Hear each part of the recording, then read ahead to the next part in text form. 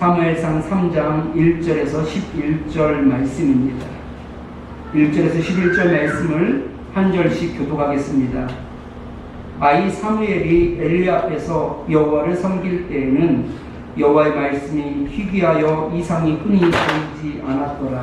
엘리의 눈이 점점 어두워가서 잘 보지 못하는 그때에 그가 자기 처소에 누웠고 하나님의 등불은 아직 꺼지지 아니하였으며 사무엘은 하나님의 궤에 있는 여호와의 전 안에 누웠더니 여호와께서 사무엘을 부르시니라. 그가 대답하되 내가 여기 있나이다 하고 엘리에게로 달려가서 이르되 당신이 나를 부르셨기로 내가 여기 있나이다니 그가 이르되 나는 부르지 아니하였으니 다시 누우라 하는지라. 그가 가서 누웠더니 여호와께서 다시 사무엘을 부르시니라. 사무엘이 일어나 엘리에게로 가서 이르되 당신이 나를 부르셨기로 내가 여기 있나이다 하니 그가 대답하되 내가 부르지 아니하였으니 다시 누우라 하니라.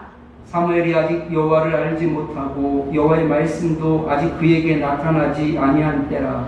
여호와께서 세 번째 사무엘을 부르시니라. 그가 일어나 엘리에게로 가서 이르되 당신이 나를 부르셨기로 내가 여기 있나이다 하니 엘리가 여호와께서 이 아이를 부르신 줄을 깨닫고 엘리가 사무엘에게 이르되 가서 누웠다가 그가 너를 부르시거든 내가 말하기를 여호와여 말씀하옵소서 주의 종이 듣겠나이다 하라 하니 이에 사무엘이 가서 자기 처소에 누우니라. 여호와께서 임하여 서서 전과 같이 사무엘아 부르시는지라. 사무엘이 이르되 말씀하옵소서 주의 종이 듣겠나이다 하니 다같이 여호와께서 사무엘에게 이르시되 보라 내가 이스라엘 중에 한 일을 행하리니 그것을 듣는 자마다 두 귀가 울리리라. 아멘.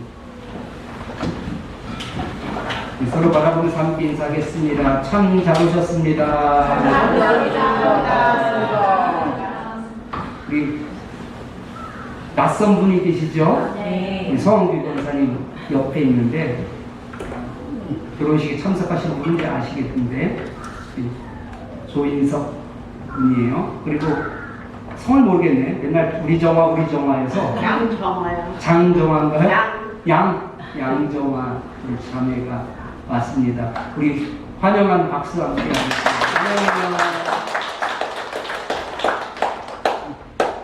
우리 성규 권사님이 몇 달 전부터 인석이하고 정화가 온다 마음이 이렇게 들뜨셔가지고서 얼마나 좋아하셨는지 같이 예배드릴 수 있어서 감사해요. 어린 사무엘처럼 이라는 말씀의 제목을 가지고 함께 은혜를 나누겠습니다. 절망과 혼란 속에서 강한 믿음과 결단으로 그 어둠의 길을 밝힌 한 사람이 있습니다. 바로 영국의 정치가 윌리엄 윌버포스입니다. 그는 1785년에 회심을 통하여서 복음주의 신앙을 갖게 되었고 그 이후의 삶은 완전히 다른 그런 삶의 목적을 가지고 있었습니다. 그 사람이 삶의 목적을 가진 것이 무엇이냐? 바로 하나님을 영화롭게 하는 것이고 사람을 섬기는 것이었습니다. 그 신념은 그가 국회의원으로서 노예제 폐지를 추진하는 핵심 동력이 되었습니다. 수많은 사람들의 반대와 그 어려움 속에서도 노예제 폐지를 위해서 얼마나 헌신하며 노력했는지 모릅니다. 그래서 결국 1807년에 노예무역 폐지법이 통과됐습니다. 1807년부터는 무역을 할 수 없는 거예요. 노예무역을. 그리고 그 뒤로도 26년 동안 그 일을 위해서 싸웁니다. 그리고 26년 후에 결국 그날의 노예 제도가 폐지되게 되죠. 어둠이 짙을수록 영적으로 어둠은 어두울수록 이 작은 빛이 더욱 밝게 빛나는 법인 것 같습니다. 오늘 말씀 속 어린 사무엘도 마찬가지였습니다. 그가 엘리 제사장을 도와 여호와를 섬길 때만 하더라도 이스라엘은 심한 영적 침체기를 겪고 있었습니다. 본문 1절을 보면 여호와의 말씀이 희귀하여 이상이 흔히 보이지 않았더라 라고 말씀하고 있습니다. 이 희귀하다라는 말은요, 보배롭다, 귀중하다라는 뜻과 함께 드물다라는 뜻도 가지고 있습니다. 이는 마치 귀한 보석을 찾기가 힘들듯이 하나님의 말씀을 접하기가 매우 어려웠다라는 것을 의미합니다. 뿐만 아니라 이상도 보이지 않는 매우 절망적인 시기였습니다. 과거에 하나님께서는 백성들에게 말씀과 환상을 통하여 자신의 뜻을 전하셨지만 이제는 그마저도 희미해져서 더 이상 하나님의 계시가 나타나지 않는 영적 기근의 시대가 도래한 겁니다. 엘리 제사장은 늙었고 그의 두 아들은 하나님을 두려워하지 않고 망령되게 행동하였습니다. 그럼에도 엘리 제사장은 자식들을 올바르게 가르치지 못하였습니다. 영적 무능함에 빠져 있었던 것이죠. 그러나 하나님께서는 이스라엘을 그 절망 가운데 내버려 두지 않으셨습니다. 이스라엘을 구원하기 위한 새로운 지도자를 세우셨습니다.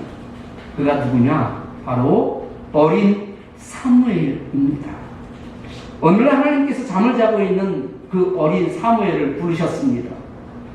사무엘에게는 처음 겪는 영적 경험이었기 때문에 당연히 하나님이 부른다라는 생각을 못하죠. 엘리 제사장이 자기를 부르는 줄 알고 엘리에게로 달려갑니다. 제사장님 부르셨습니까? 라고 물었더니 엘리 제사장은 부른 적이 없다라는 겁니다. 가서 자라고 합니다.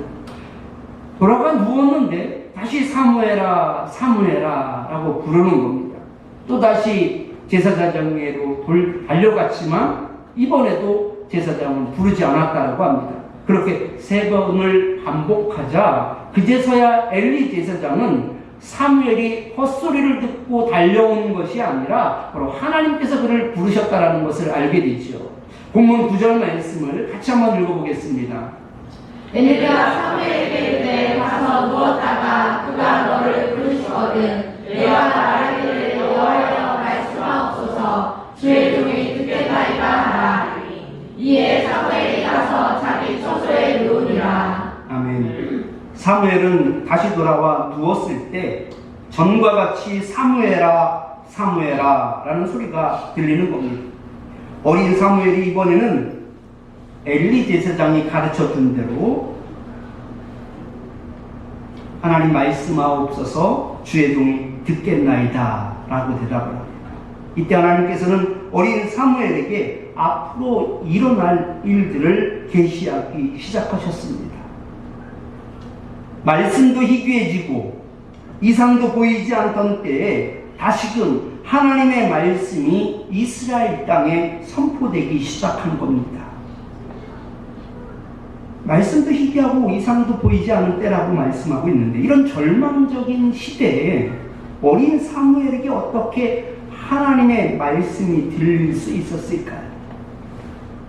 사무엘에게 임한 이 놀라운 축복이 여러분과 여러분들의 자녀들에게도 동일하게 임할 수 있기를 축원합니다. 아멘. 본문 3절은 사무엘이 잠들어 있던 때의 그 상황을 상징적으로 보여주고 있습니다. 본문 3절 말씀을 같이 한번 읽어보겠습니다.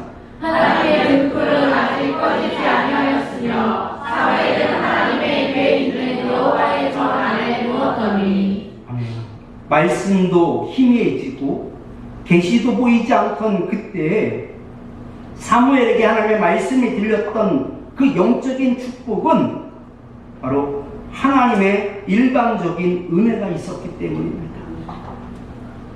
하나님의 등불은 성소에 있는 등불을 의미합니다. 성소의 등불은요, 해가 진 후부터 시작해서 해가 뜨기 직전까지 그 어두운 성소를 환하게 밝히는 그런 등불이었습니다. 그런데 하나님의 등불이 아직 꺼지지 않았다고 하는 것은 이때가 바로 한밤중이었다라고 하는 그런 물리적인 시간을 말하고자 하는 것이 아닙니다. 영적인 의미에서 상징적으로 하나님께서 말씀하고 있는 것입니다. 당시 이스라엘은 암울한 영적인 침체기였습니다. 하나님의 말씀은 희귀했고 이상과 환상은 나타나지 않았습니다. 그러나 성소의 등불이 아직 꺼지지 않았다라고 하는 것은 하나님께서 완전히 이스라엘을 버리지 않으셨음을 의미하는 말씀입니다. 희미할지라도 하나님의 빛은 여전히 남아있었고 하나님께서는 사무엘을 통해 그 빛을 새롭게 밝히고자 하시는 겁니다. 사무엘을 부르시는 사건은 바로 그 준비된 순간이었으며 그를 통해 하나님의 음성이 다시 선포되고 영적 회복이 시작되는 계기가 되었습니다. 그런데 놀라운 것은 이때가 바로 아이 사무엘이 엘리 앞에서 여호와를 섬길 때라는 것입니다. 그가 엘리 제사장 아래에서 여호와를 섬기며 성전 봉사를 하였지만 여호와가 어떤 분이신지 그를 제대로 알지 못하였습니다. 본문 7절 말씀을 보면 사무엘이 아직 여호와를 알지 못하고 여호와의 말씀도 아직 그에게 나타나지 아니한 때라라고 말씀합니다. 사무엘은 아직 어린 나이였기 때문에 여호와를 알지 못하는 것에 대해서 충분히 이해할 수 있습니다. 그런데 놀라운 것은 어떻게 그런 사무엘에게 하나님의 말씀과 이상이 계시될 수 있었는가라는 의문이지요. 사무엘이 그래도 다른 사람보다는 훌륭했기 때문일까요? 아닙니다. 사무엘이 영적인 축복을 받게 된 것은 하나님의 주권적인 선택이고 하나님의 전적인 은혜입니다. 우리가 그렇습니다. 우리가 특별히 양심적이고 인격적이기 때문에 교회를 다니고 예수를 믿는 것이 아닙니다. 우리도 세상 사람들과 다를 바 없는 속물입니다. 사실 그 속을 들여다보면 탐욕으로 가득 차 있습니다. 그럼에도 불구하고 우리가 교회에 나와 하나님을 예배하며 하나님을 섬길 수 있는 것은 우리의 의지와 관계없이 하나님의 절대적인 주권을 가지고 우리를 선택하셨기 때문입니다. 아멘.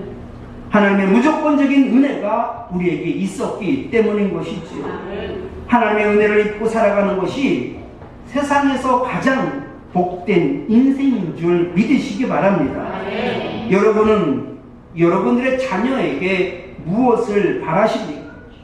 좋은 직장에 다니고 성공도 하고 돈도 잘 버는 자녀가 되기를 원하십니까? 이제 기도의 제목을 바꾸십시오. 하나님과 관계없이 성공하는 자가 아니라 하나님의 은혜 가운데 살아가는 것이 가장 복된 인생입니다.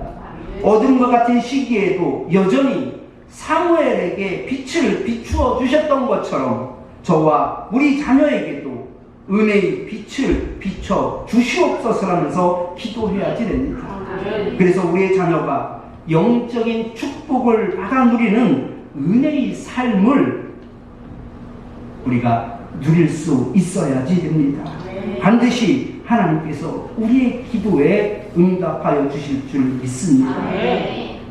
두 번째로 사무엘은 하나님과의 관계 속에서 살아가는 아이였습니다. 본문 3절 말씀을 다시 한번 읽어보겠습니다. 하나님의 등불은 아직 꺼지지 아니하였으며 사무엘은 하나님의 궤에 있는 여호와의 전 안에 누웠더니. 아멘. 하나님의 궤는 두 가지 상징적 의미를 가지고 있습니다. 첫 번째로 하나님의 궤는 하나님의 임재를 상징합니다. 사무엘이 하나님의 궤가 있는 여호와의 전 안에서 누웠다라고 표현하고 있는데 이 언약궤가 있는 하나님의 궤가 있는 장소는 바로 지성소를 말합니다. 그러면 사무엘이 지성소에서 잠을 잤다라는 얘기인가? 그럴 리가 없죠. 지성소는요 대제사장이 1년에 딱 한 번 대속제일에 들어갈 수 있는 장소입니다. 그러기에 사무엘이 지성소에서 잠을 자는 것은 아닙니다. 그렇다면 왜 이렇게 표현하고 있을까? 왜 하나님의 궤를 언급하고 있을까? 사무엘이 잠을 잤던 장소가 하나님의 궤와 연결된 것은 하나님의 궤가 가지고 있는 상징성 때문인 것입니다. 출애굽기 25장 22절 말씀을 같이 한번 읽어보겠습니다. 거기서 내가 너와 만나고 숫제소 위 곧 증거궤 위에 있는 두 그루 사이에서 내가 이스라엘 자손을 위하여 내게 명령할 모든 일을 내게 이르리라. 아멘. 이스라엘 사람들은요, 이 언약궤에 하나님의 임재가 함께한다라고 믿었습니다. 그래서 절기 때나 축제 때나 행진할 때나 그리고 전쟁에 나아갈 때도 바로 하나님을 찬양하고 승리를 기원하면서 항상 언약궤를 앞세웠습니다. 이 언약궤가 옆에 있다라는 것은 하나님의 영광이 그 임재가 거기에 머물러 있다라고 그들은 믿었지요.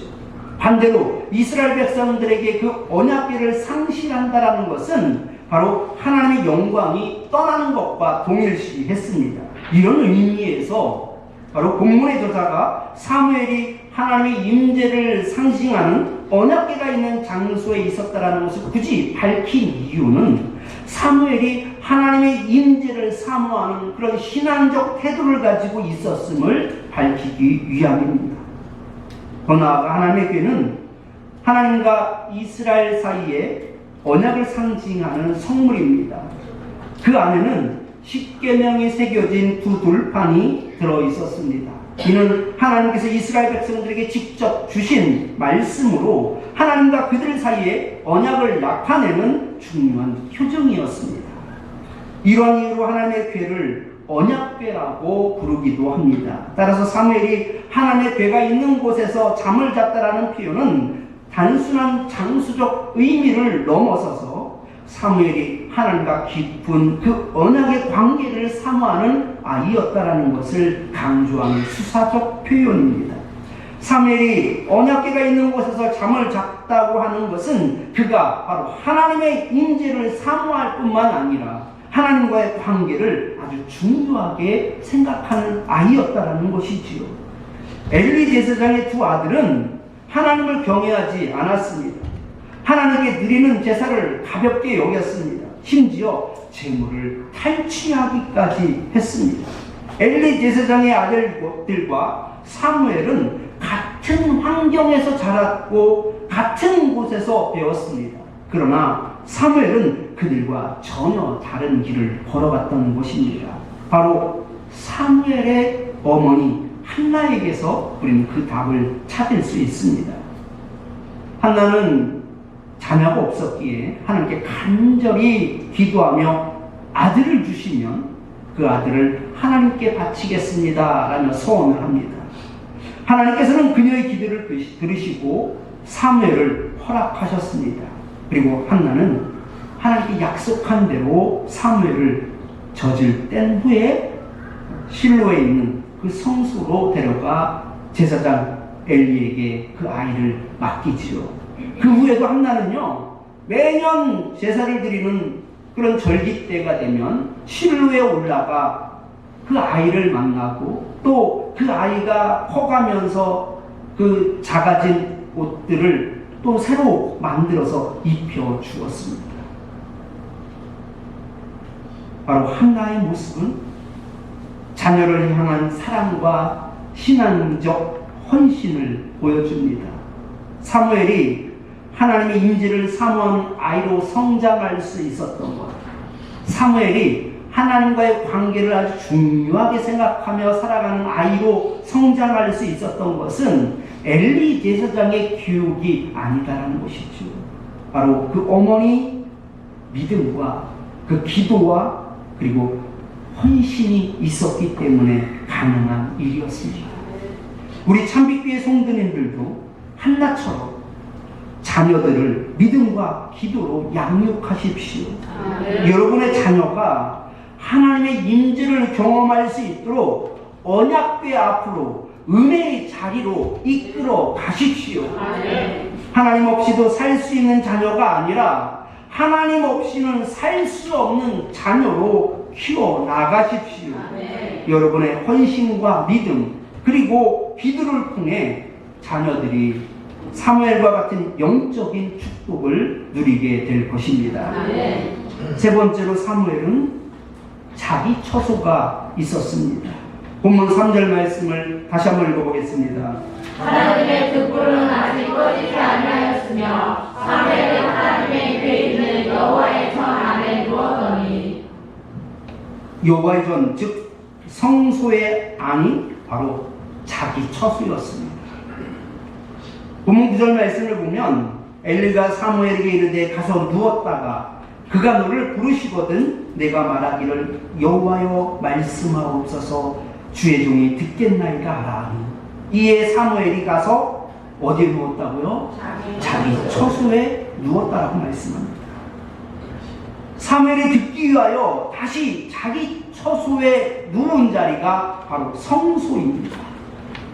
성소가 바로 자기 자리였던 것이지요. 성전에서 봉사하며 여호와를 섬기는 일을 하였기 때문에 성전에서 자는 것은 당연한 것 아니야? 라고 생각할 수 있습니다. 그런데 여러분, 당연하지 않습니다. 엘리 제사장이나 그의 아들들을 보십시오. 성전에서 임무를 맡고 있지만 누구도 성소에서 잠을 자지는 않았습니다. 오직 사무엘만 성소에서 잠을 잤습니다. 밤새도록 불을 켜놓아야 하는 그 성소에서 잠을 자는 것은 여러분 쉽지 않습니다. 아무리 생각해도 일반적인 숙소로는 적합하지 않은 곳입니다. 그럼에도 불구하고 성소에서 자는 사무엘을 보면서 사람들은 어쩌면 미련하다라고 생각할 수도 있을 것 같습니다. 왜 저렇게 불편한 곳에서 잠을 자지? 어둠을 밝혀야 되기 때문에 저녁이 되면 불을 켜서 해가 뜨기 직전까지 항상 불을 밝히고 있어야지 되는 그 성소에서 잠을 잔다라는 것은 여간 힘든 일이 아니었을 것입니다. 그럼에도 불구하고 사무엘이 성소에서 잠을 자는 것은 상징적인 의미가 있습니다. 하나님과 가까이 머물며 그분의 음성을 듣는 삶을 살기 위한 영적인 태도라고 할 수 있습니다. 사무엘은 하나님과 가까운 자기 처소에 누워서 하나님이 다시 부르시기를 기다렸습니다.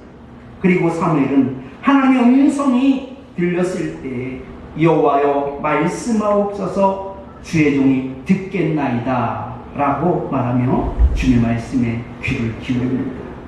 우리는 어떻습니까? 내가 있어야 할 처소가 어디라고 생각을 하십니까? 어떤 성도님이 제게 말씀하시기를 매일 성전에 나와 기도를 했더니 변한 것이 하나 있다라고 합니다. 바로 가정이 형통하게 되더라는 겁니다. 성전을 자기 처소로 삼는 이유는 하나입니다.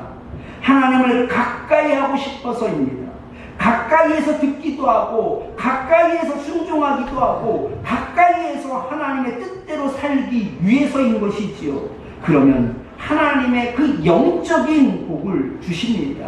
형통하게 해 주십니다. 우리 참빛교회 성도님들은 듣기 위해서라도 성전을 자기 처소로 삼을 수 있기를 축원합니다.